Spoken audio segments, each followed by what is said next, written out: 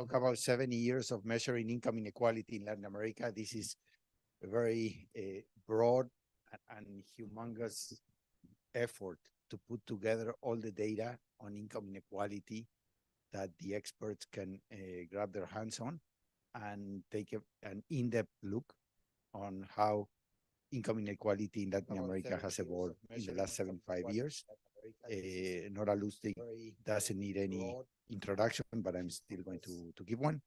Nora is a resident fellow at the Georgetown Americas Institute, the Samuel Z. Stone Professor of Latin American Economics, and the founding director of the Commitment to Equity Institute at Tulane University.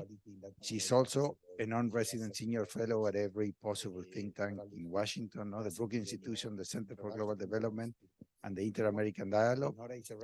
Nora's research is on economic development, inequality, and social policies with emphasis on Latin America. She's the editor of the Commitment to Equity Handbook, estimating the impact of fiscal policy on inequality and poverty, a step-by-step guide to assessing the impact of taxation and social spending on inequality and poverty in developing countries.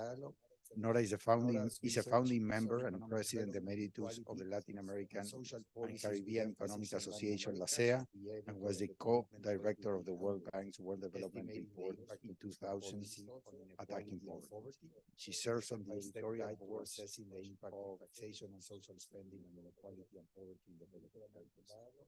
Nora is a founding member and president emeritus of the Latin American Journal of Economic Inequality, and is a member of the Society for the Study of Economic Inequalities Executive Council. Nora served on the Atkinson Commission on Poverty, the high-level group on measuring economic performance and social poverty progress, and the G20 Eminent Persons Group on Global Financial Governance. She received her PhD in economics from the University of California Society. Nora, thank you very much for being with us and sharing this very important. Thank you, Alejandro, for the kind introduction. Actually, at Equinec, now I am the president, which is the Society for the Study of Economic Inequality. And I invite you to browse the website, which has a lot of work on inequality globally. Okay, so what I'm going to do today is hopefully not bore you with things that have to do with data, because when we talk about inequality, there's usually statements made that are based sometimes on not necessarily the wrong information, but the wrong use of the existing information. And I'll give you some examples of how one can make mistakes. And since inequality is such a politically charged type of phenomenon, I think it's very important to understand how we measure it and what is it that we can say with certainty and where the uncertainty lies. So that there's a lot of controversies. Probably some of you have been reading about in the discussion about the US, whether inequality actually increased or not. There's a huge debate going on, but it's also true happening in other countries. So this is part of a large-scale project that has been coordinated under the umbrella of the Inter-American Development Bank and the London School of Economics Institute for the Study of Inequalities, and I forget which other partners, that has put together close to 30 papers by leading scholars on different topics of inequality. If you type LACIR, L-A-C-I-R, which is Latin American Caribbean Inequality Review, you can look at all the papers that have been produced under this project. This paper that I'm going to talk primarily of this paper, also some other of my work. This paper was produced in co-authorship with Facundo Alvaredo, François Bourguignon, and Francisco Ferreira. What we did is a deep dive on the data to see what is it that we can confirm with certain certainty and what is still quite uncertain about what happened to inequality in the region. So this is the outline of what I'm going to be doing, the introduction. How much do we really know about inequality? A little bit about what have been the main drivers, and then I will conclude. So we have reviewed pretty much all the statistical information there is on inequality under the sun for this project. And we run, as you will see in a moment, into quite a bit of comparability issues.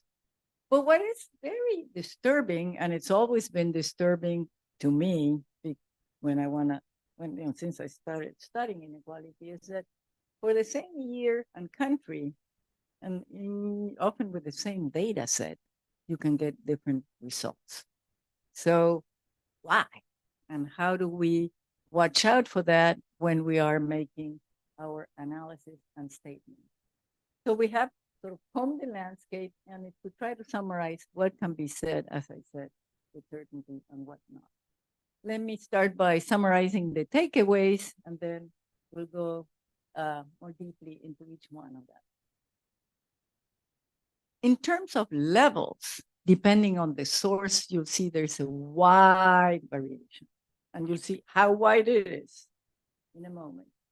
The other thing is that we are more and more convinced that household surveys, which is one of the main sources that researchers use to estimate inequality, underestimate what happens in the upper tail.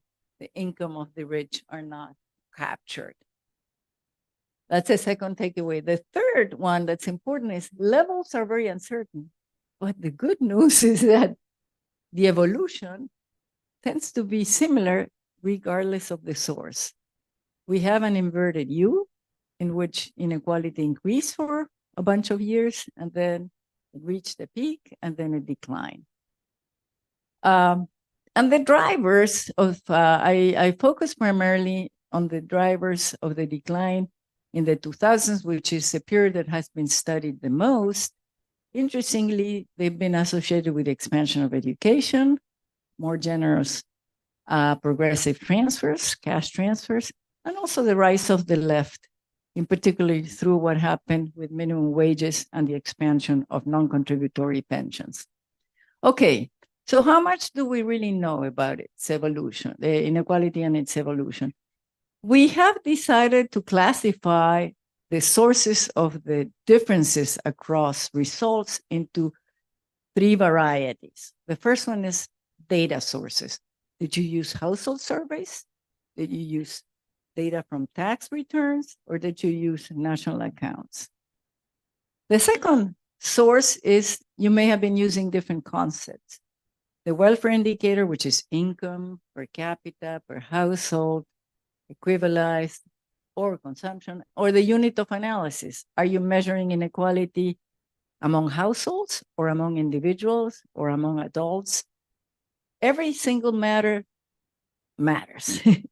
It makes a difference in terms of the level of inequality.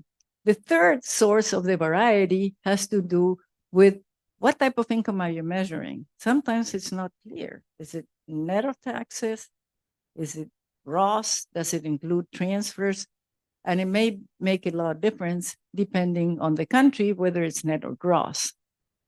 Do you impute the rent for those who do not own their house? For those who own their house. Do you impute a value to what people consume of their own production, which is very important in countries in which you have the population being peasants with small holdings? A lot of what they consume may be home produced.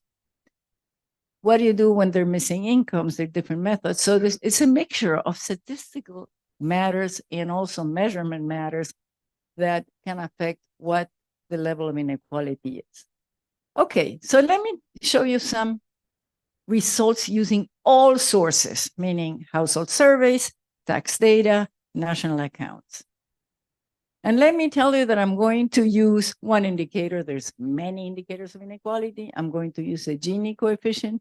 Everybody familiar here with the Gini coefficient? But the important thing is to remember that it varies from 0 to 1.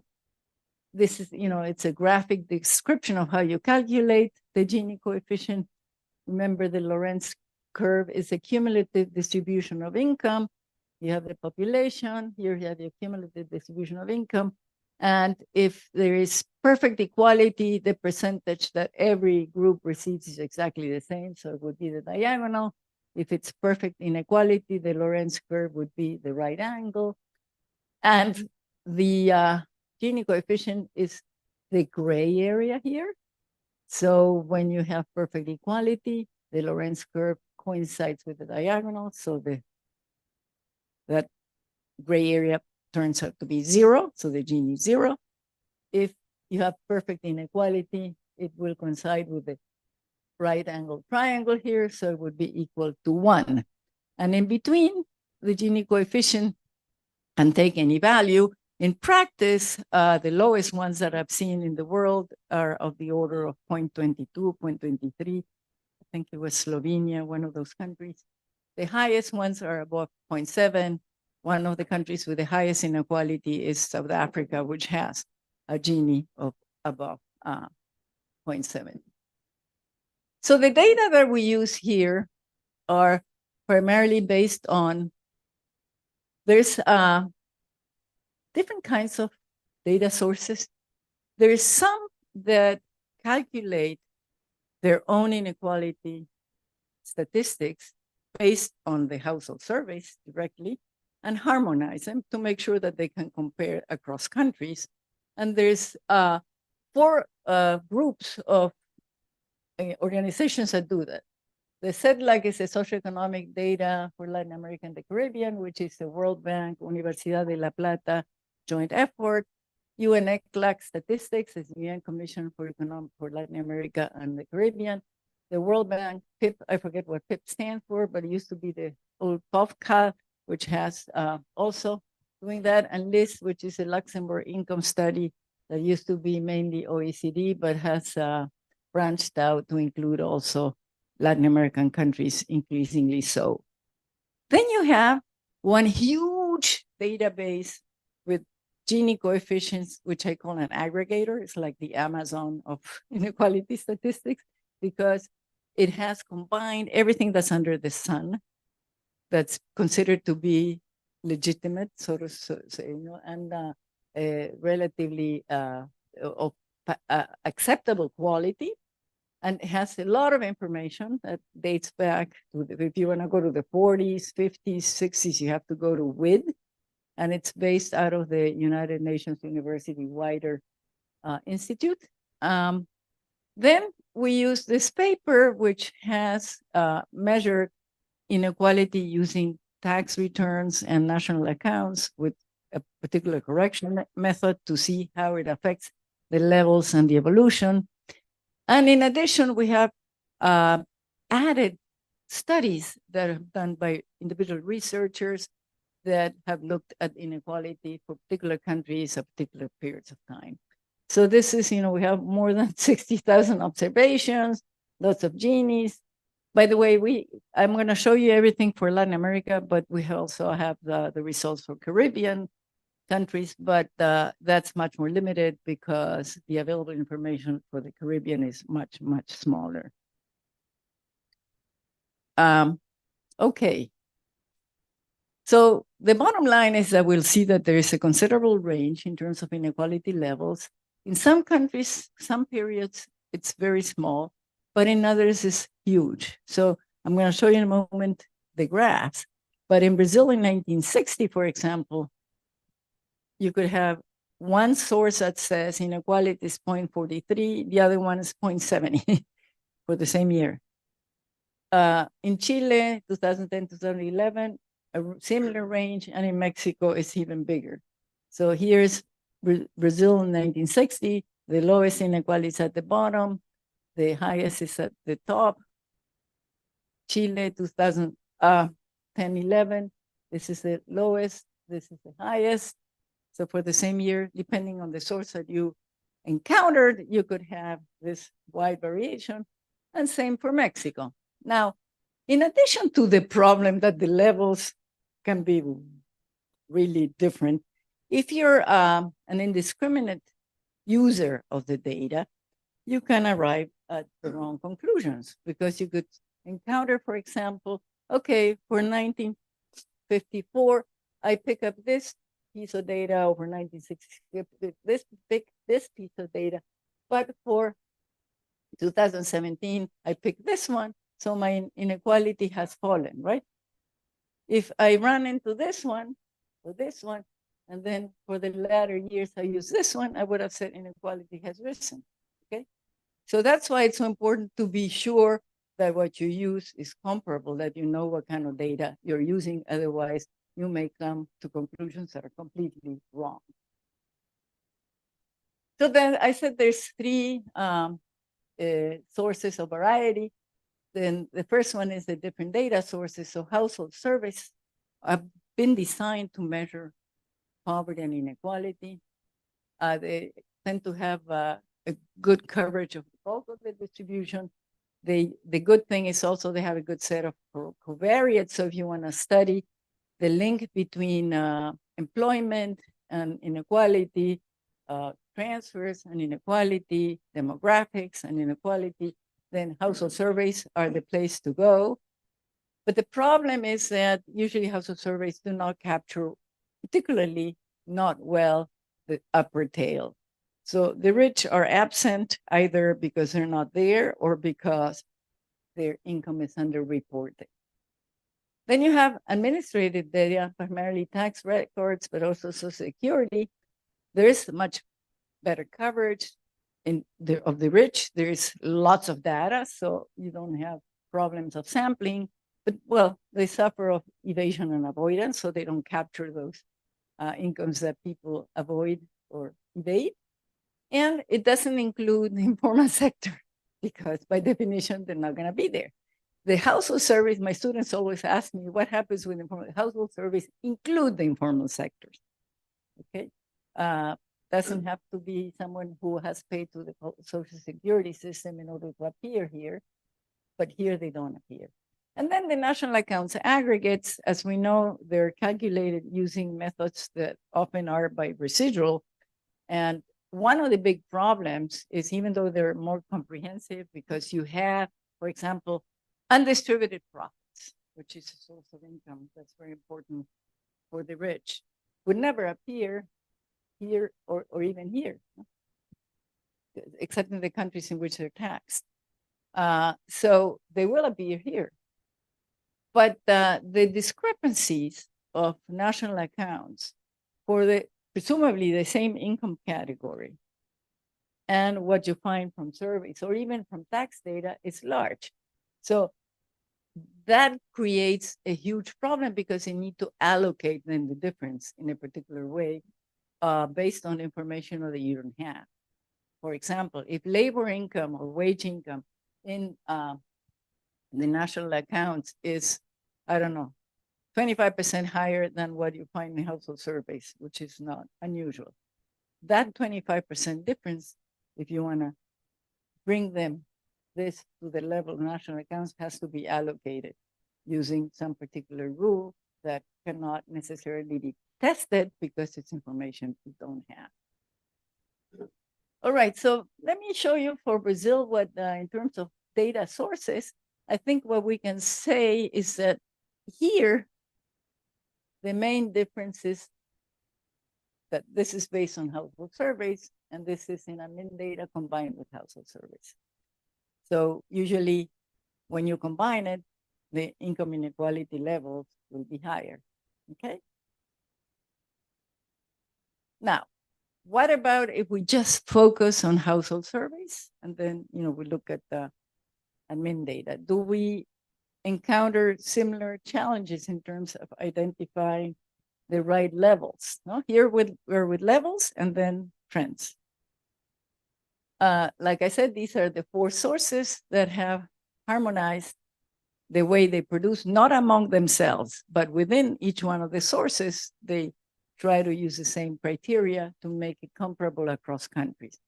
And then you have secondary source data sets, in particular, UNU wider, but also all the Gini's data set includes information for Latin America. Those are based on other people's Gini's, okay? Not calculated by themselves. So here, the sources of the difference is not the source of the data because it's household surveys. What drives it? Well, it could be that the variable that you're using is household income. Is it total, or is it per capita, or is it equivalized, depending on family size?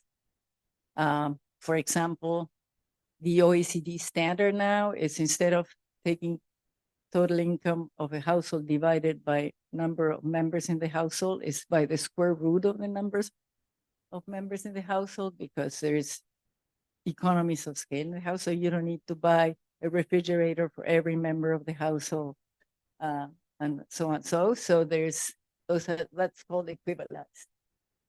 Some use just individual labor earnings.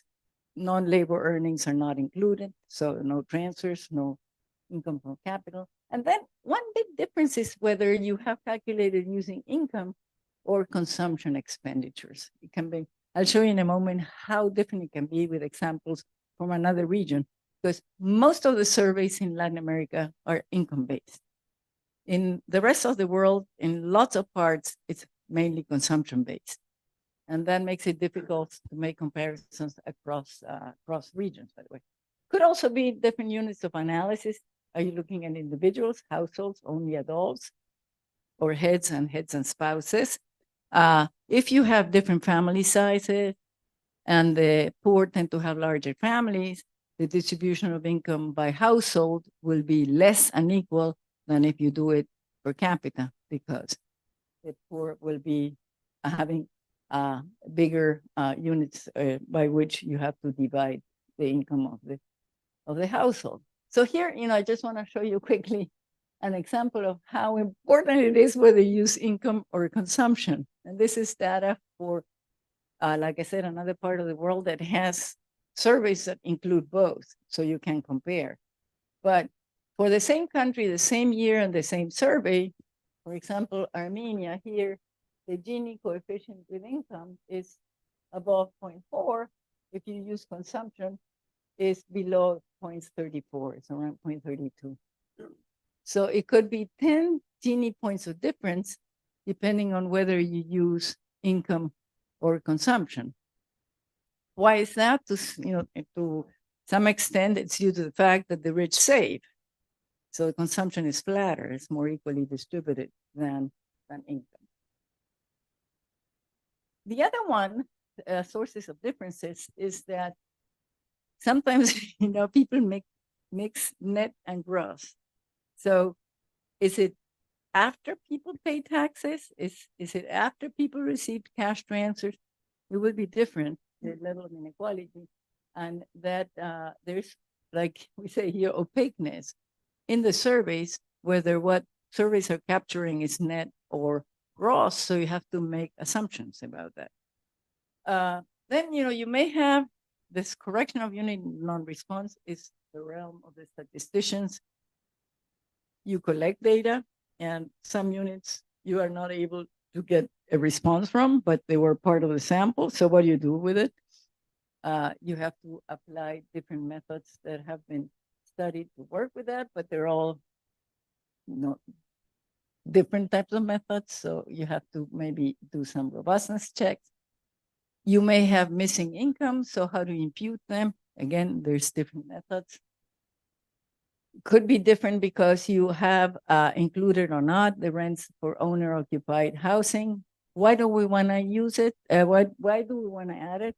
Because the level of welfare is very different for someone who owns a house and doesn't have to pay rent from someone who has the same income but has to pay rent. Usually that's an income that it's implicit in the durable good that you own, and you would like to add it. The same thing about own production. If in, what's this? What do I do? Okay. You want to update?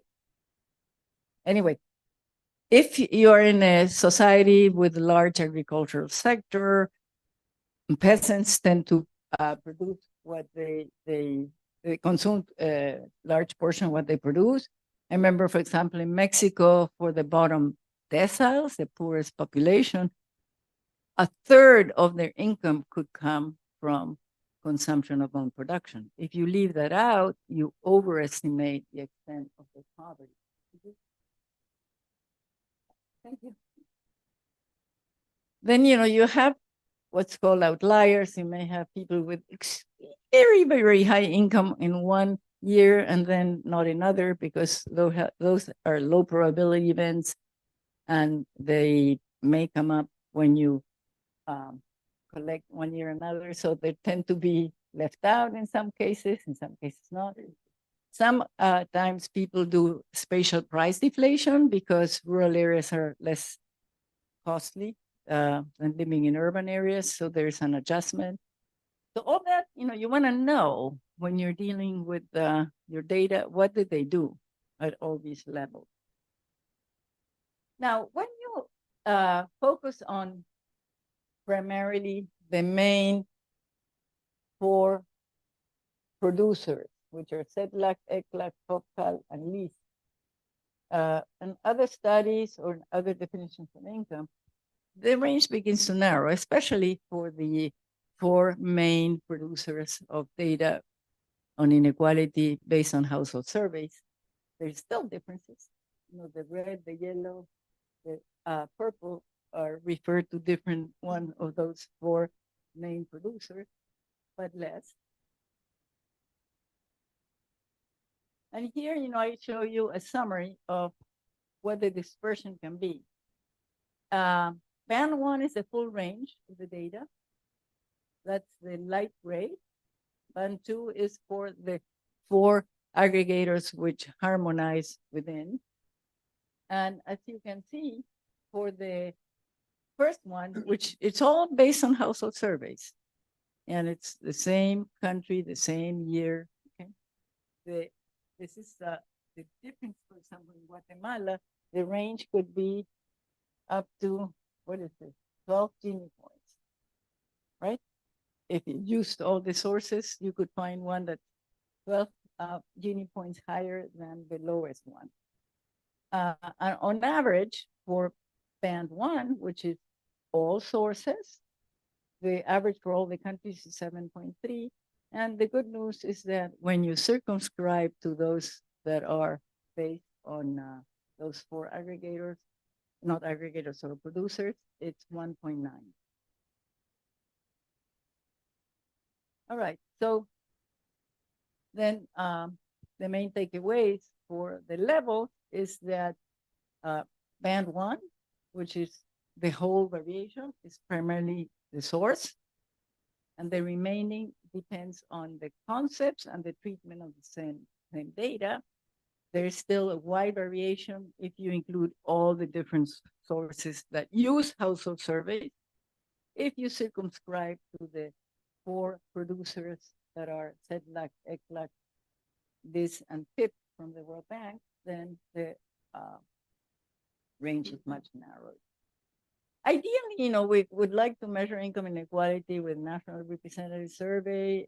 We would like to measure the pre-fiscal and the post-fiscal income inequality. The income variables should include imputed rent and self-consumption. The missing values are imputed for robust and homogeneous methods.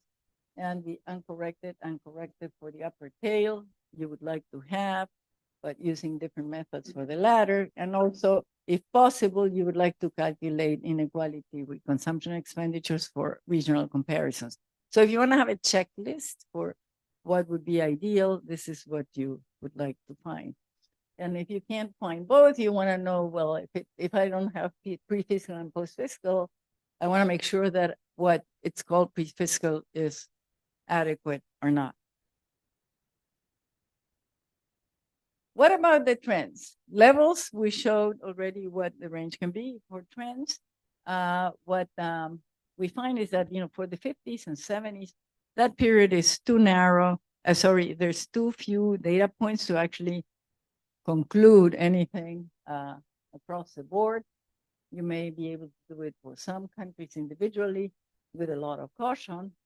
But then for periods 1 and 2, we do find the inverted U pattern, which is nice because that's what usually a lot of the work on inequality predicts that might happen.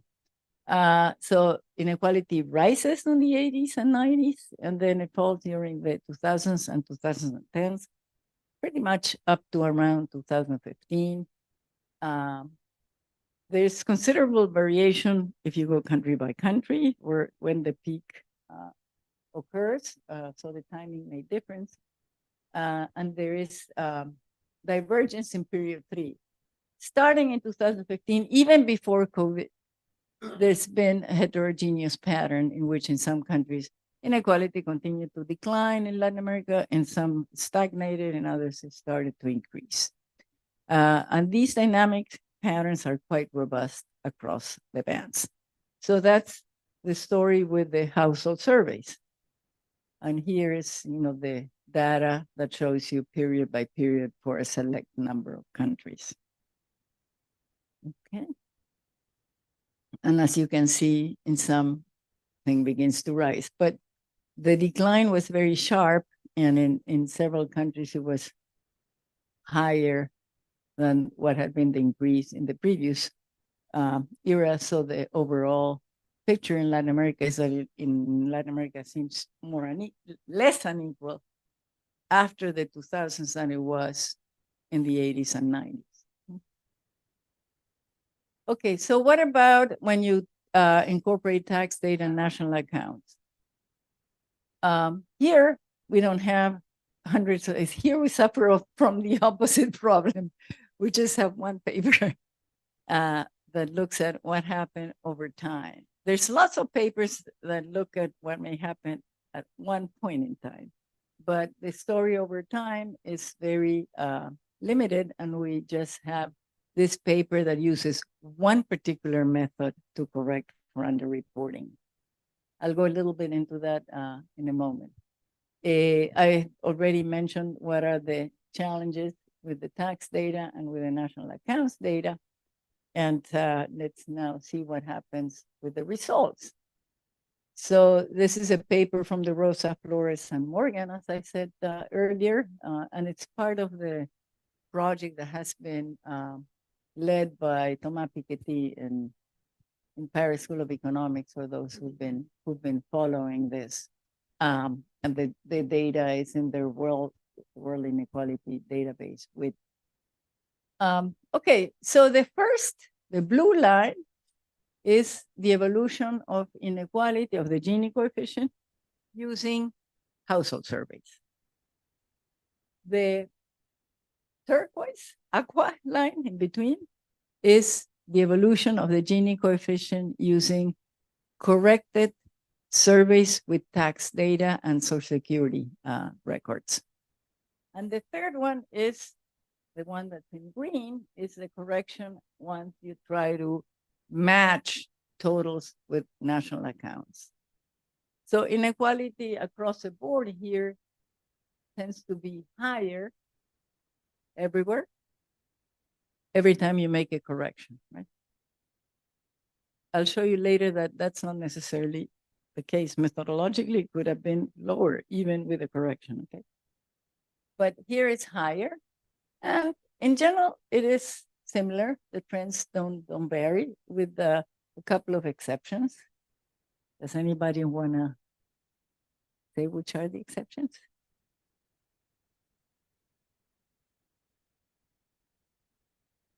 In which the lines are not parallel?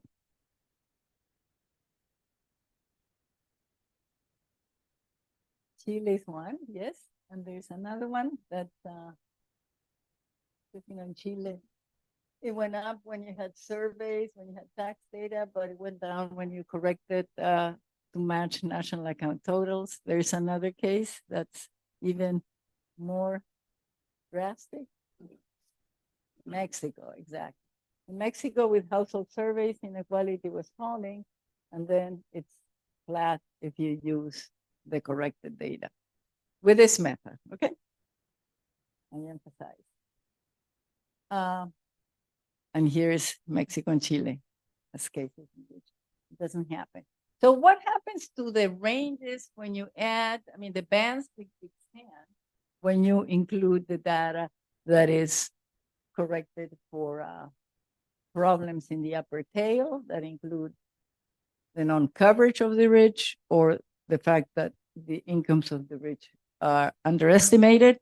What you see is that the bands begin to expand. So of course, if you go to the national accounts, the average for the region in terms of the differences in levels in Gini is 16.4 Gini points, which is huge. If you just use the tax data vis-a-vis household, service is 10.4. And the band 2, the 1.7 Gini points, refers to what we saw earlier, that is including the 4 producers of data that harmonize their data within. Okay? But, you know, the issue is that the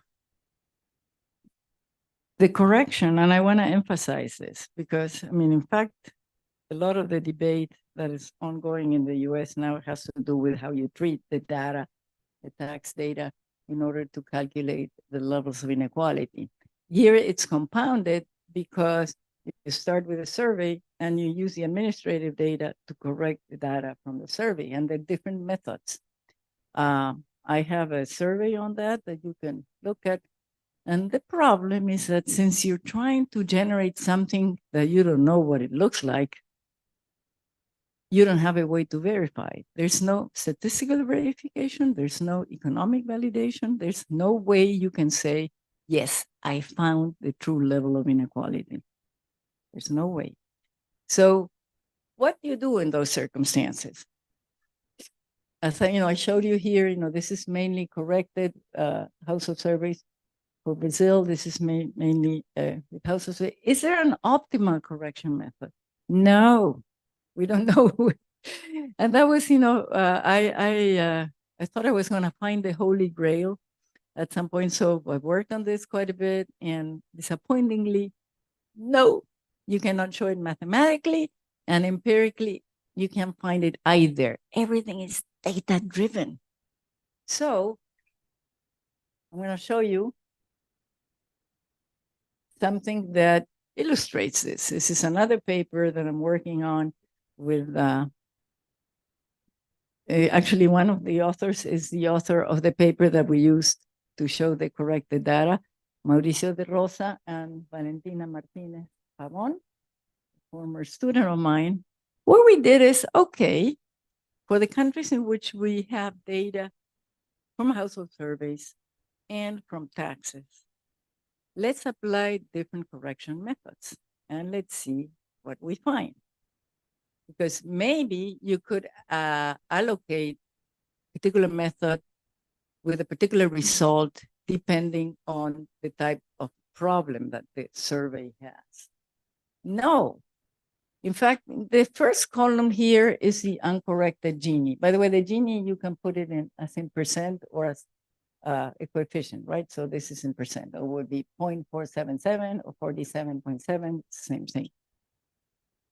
And here, what I decided, let's include the maximum depending on the correction method, Gini that I would obtain with the data, combining the tax. I'm combining the same data, okay? The data is identical.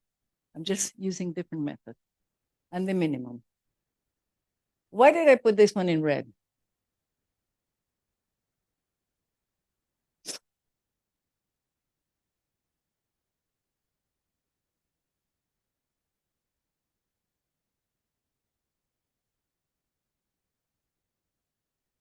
I put it in red because the corrected data has yielded a Gini that's lower than the uncorrected. Remember, I told you that that's possible.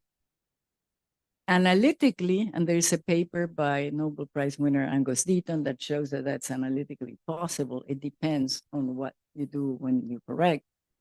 The corrected data not necessarily always yields a higher level of inequality. And lo and behold, I can show you that in the case of Argentina, if you use a method that's called the replacement. I don't have time to go into the methods, but I just wanted to show you how, I start with 47.7 with the uncorrected. When I correct with the the method that I use here, it's called BFM. It's based on the authors, Belanchet, Flores, and Morgan. Yields 52.9. Of the 4 or 5 methods that I applied, that's the highest. This is the lowest.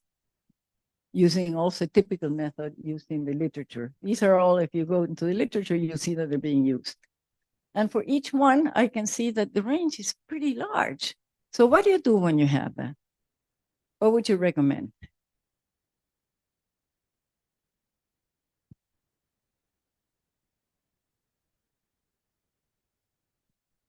Nobody wants to venture.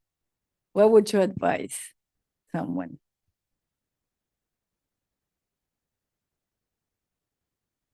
Well, my advice is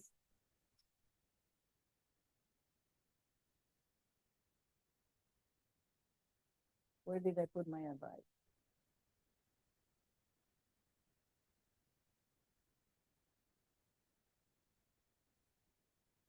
I don't think I put it here. Sorry, but I'll tell you. I say, do not say a single number. You're going to have to give a range.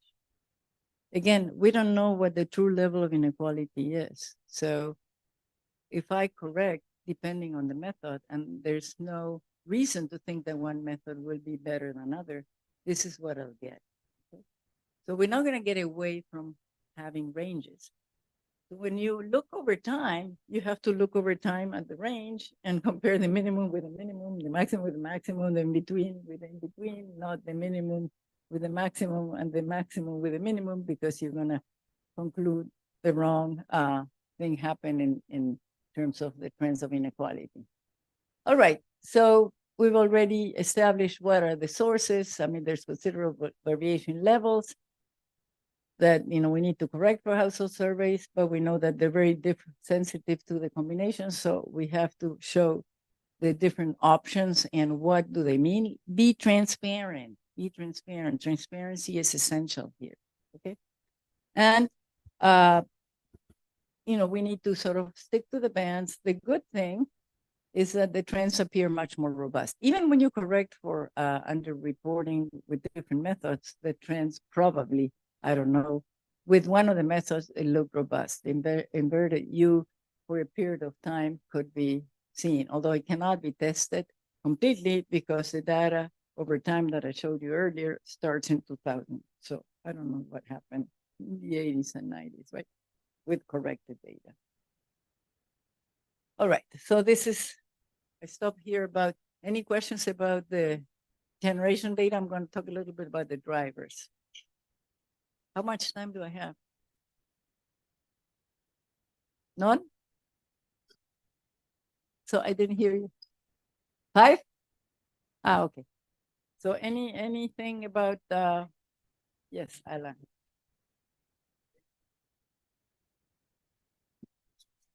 Would the data from countries with better information tell you some patterns or not necessarily?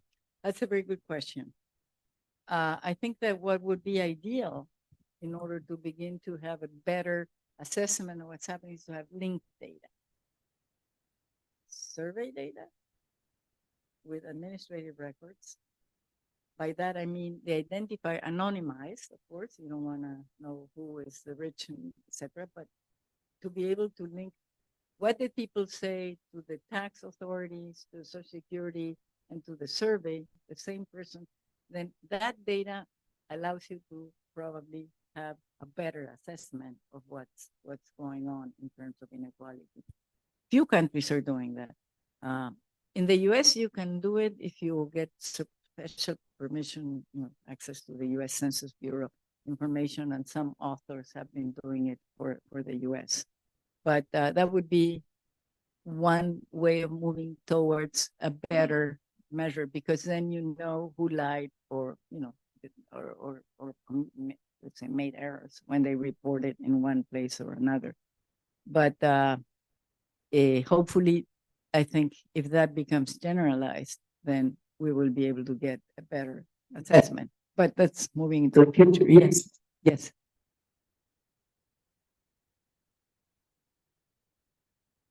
When you were suggesting to take the range in variation,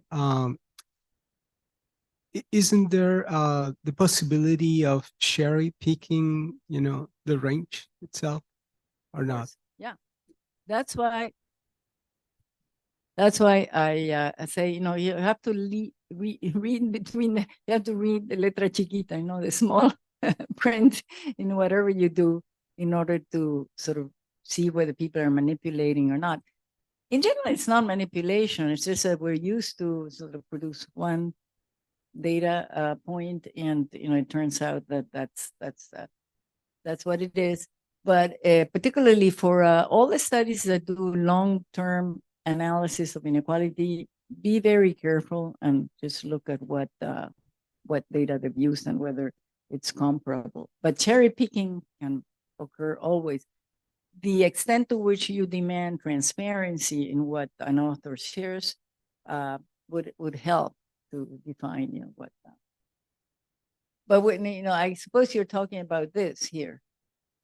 Yeah, I mean, well, I cherry picked if you want the methods. There are more methods that you can use, and like I said, one of the things that I cannot go into the technicalities. If you want, Alejandro, at another point I can, but that's sort of very boring, except for the people who want to focus on the methodology. I can cherry pick where I do the replacing. Do I start at the 90th percentile, or do I start at the 95th or the 99th?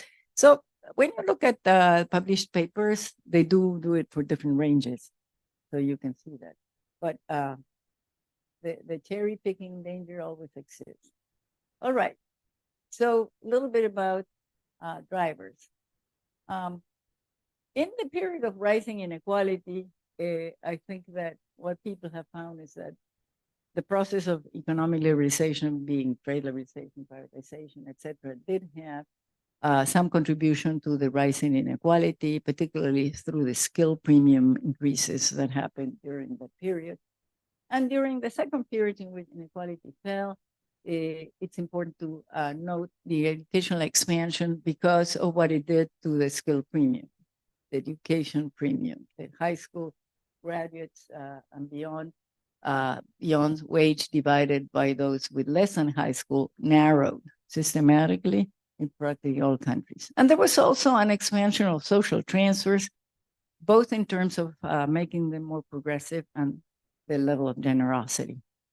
Those are the structural. There were also the shocks, and there hasn't been, I mean, that's asignatura pendiente, sort of what needs to be done is, okay, to what extent shocks versus structural have had a contribution to what happened to the story? It's very hard to do empirically because the methods that you apply for one do not necessarily work for the other. So you're never going to come to a statistically tight test of what was happening. But it'd be interesting to have a story that combines both, because in the second period, you had the rise of China helped some countries, but it hurt others. It hurt Mexico. It helped the Southern Cone. The commodity boom helped some and hurt others, but it definitely had a positive effect in the Southern Cone. And then you had the change in political regime, which in the 2000s, in the case of Latin America, at some point, 2/3 of the population was under the left, and they did implement policies that were different from the past. And we have a paper on that. I'm going to just very quickly summarize what we found. But the interesting thing, and this I have discussed in another talk, is that inequality in Latin America declined in countries that were very heterogeneous macroeconomically speaking, because some were growing fast, some were not, some were commodity importers, some were commodity exporters, some were governed by the left, some were not. So it happened pervasively. But then, you can start looking at, well, did some make a difference? For example, we did look at whether countries governed by the left, did they experience a more pronounced decline than the non-left, and we found that yes.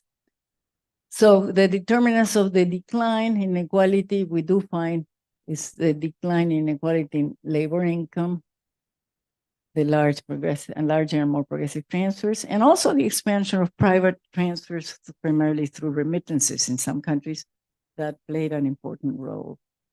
So this is over 60% of what happened to the decline in inequality is explained by the decline in labor income inequality. 17% by transfers, 15% by private transfers, remittances. This is an average for the region. There's an analysis country by country. And so the story is nice because it means that education played an important role. And it's a policy that is, if you want, non-controversial to some extent compared to others. You expanded access to education, and so the relative supply of people with more education started to increase, and the others became relatively scarce, and that led to a reduction in the wage gap. You had reinforcing factors because you had rising minimum wage, and I am going to link that to the rise of the left in a moment, the commodity boom.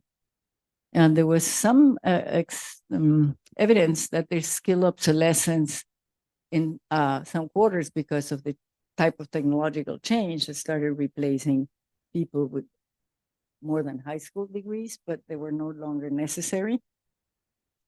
And the countervailing forces is a sort of matching because before, and pardon me if I sound politically incorrect, educated men used to marry uneducated women, and that changed.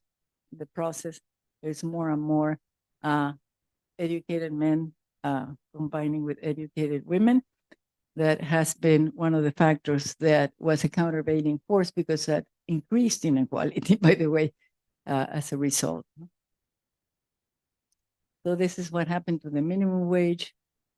There's a lot of increase in some countries, but in others, no, or even in some, in real terms, it declined.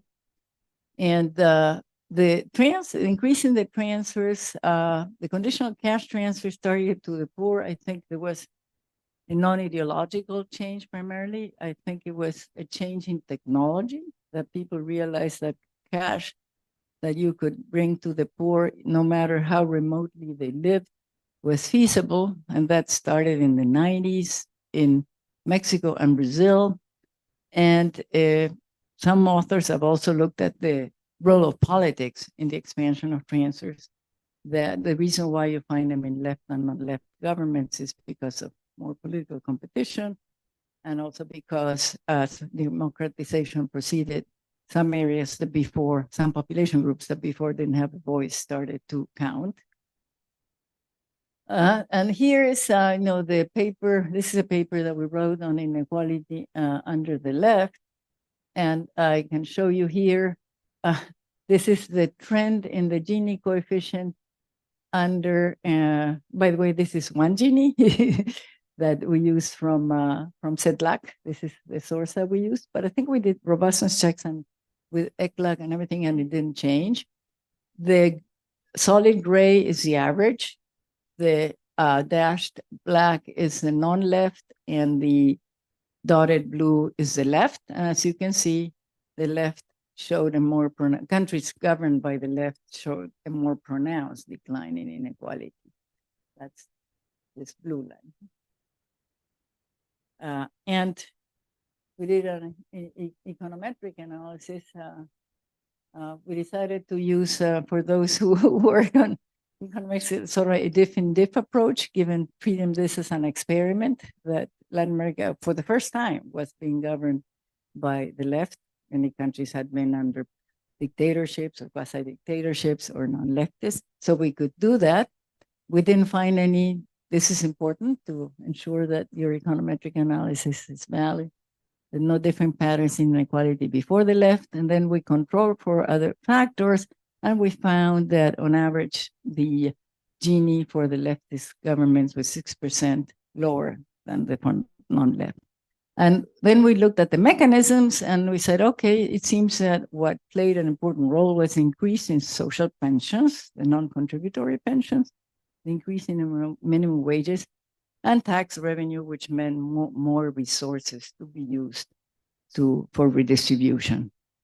The cash transfers are not ideologically, they were not different. They were present in both leftists and non-leftists. So what happens afterwards? I promised you the last time I gave a talk on inequality, Alejandro, that we were working on the next stage of what happened since 2012?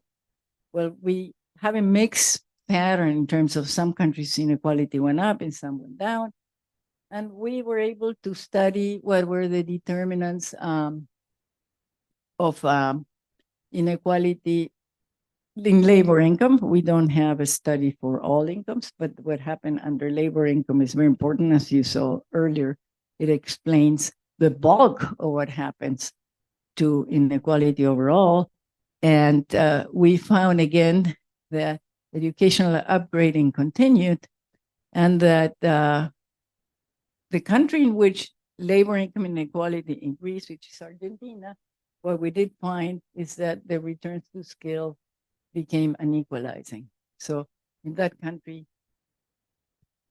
happened something that made the wage gap between the skilled and the unskilled to grow, and that this results in higher inequality for labor incomes overall. In the rest, the story that was true in the 2000s, we did this for 5 countries, which was Brazil, Chile, Mexico, Colombia, and Argentina. In the rest of the countries, the story that was true in the 2000s continued to be true. What drove the decline was a compression of the skill premium. So the main takeaways, the levels can differ. So then you have to accept the fact that you have to live with bands. The dynamics are much more homogeneous. So that's good news, because then you can work on the story. So what are the determinants with more certainty? That's still something to be done. If for someone to explain what happened in terms of the longer run. I hope that this paper leads to studies of that kind. And the drivers of the decline, which is very important because it's unusual to have this pervasive decline, have been the expansion of education, targeted transfers, and to some extent, the rise of the left. Thank you.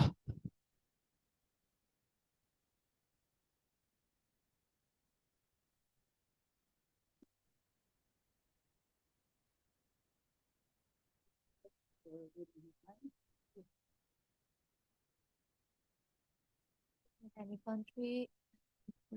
Have you seen any country with a big difference in terms of the gap between women and men in inequality that has good results in any kind of intervention?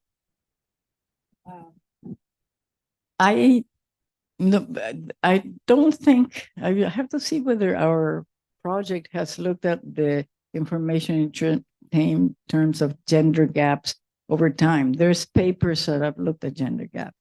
So I cannot answer that question. I don't know. Yeah, Alan.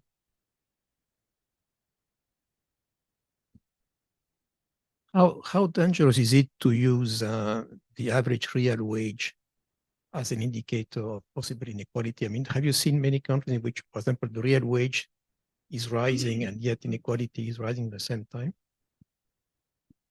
No, I don't know, but I would use more than minimum wage, perhaps. Huh? Because I think that you will probably not see countries in which the minimum wage rises and inequality rises. You're probably going to see a correlation, a positive one. Inequality declining as the minimum wage increases. The problem is that with your indicator, what happens when the real wages fall? We often want to know whether inequality went up or down. So if I focus in the 80s, when real wages decline in practically all of Latin America during the debt crisis, overall inequality in some countries went up, but in some went down. Okay? So perhaps that would caution me to use real wages. Maybe in times of expansion work, but I don't know. But it's no, I wouldn't. Yes. Thank you, Doctor. How can we better measure how the internet connectivity and the digital divide is impacting inequality in Latin America? Well, that's not an area of my expertise. I think that today I was talking to one of my colleagues about there's apparently someone at Stanford who's been doing work on how the digital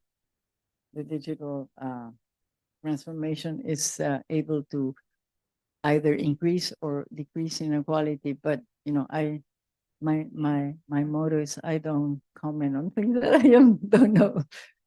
But I can give you the name of the author. I have it somewhere. Alejandro. Just you made some comment on the drivers of inequality through time, and you mentioned, transfers, etc., and then labor policies implemented by left-wing versus non-left-wing governments, and you mentioned the minimum wage and maybe some other reforms to the labor market. That part, are you able to measure it exactly, or it's just a hypothesis based on eyeballing the data and the differences between countries? Well, we did a very thorough econometric study that it's difficult to get it published in the top journal in economics because it's very hard to do econometrics with so few data points. We sent it, we got rejected, and we got comments. So we eventually is in a top political science journal. No offense to the political scientists, but and it's a pity because we did make a tremendous effort using the state-of-the-art models, both for static and dynamic analysis that I can share with you to measure this exactly. The eyeballing is related to the graph I showed you. With that graph, at some point I thought, so why don't we apply a diff approach? Which you can only do the first time you have the left coming in. Afterwards, you're going to have endogeneity problems, right? But this time was the first time that the left came. So it was an opportunity to apply sophisticated methods to a situation, and it's robust. The results are robust to the extent that the data permits. I don't know. I can send you the paper. Now, one important thing is that this doesn't look at sustainability, right? I mean, it happened during that period, but it may have sown the seeds that created disaster afterwards. No, I mean, in Argentina, it was not sustainable. That's a separate thing. But contemporaneously, they had an impact, and it's econometric.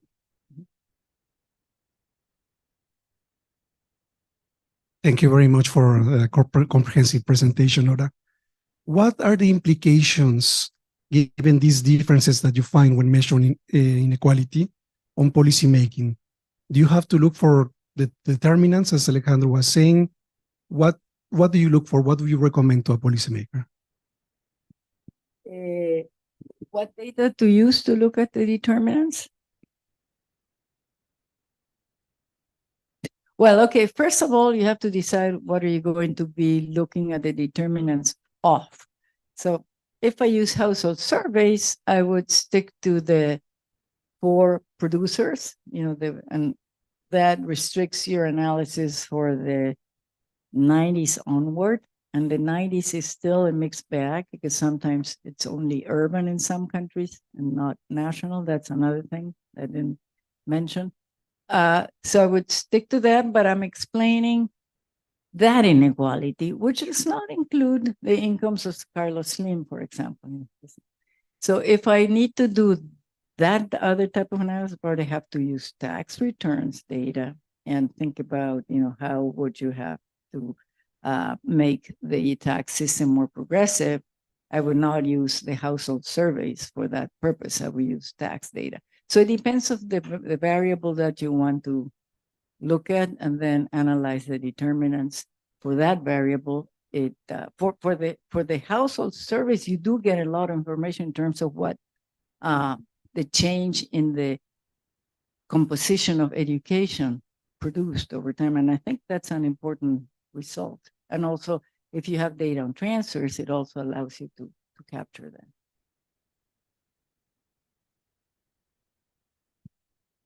As opposed to other Latin Americans, in the case of Central America, the remittances is an important factor as it's really high.